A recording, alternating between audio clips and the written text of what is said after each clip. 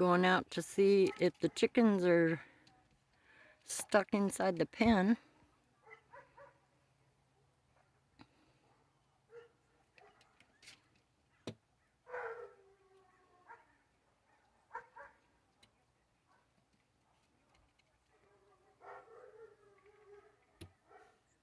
Did you find them?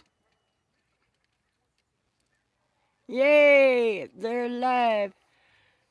We're worried about them being buried in 18 inches of snow or more. Some drifts and stuff. But yeah. It snowed here in beautiful, rainy Western Washington. But yay, they're alive.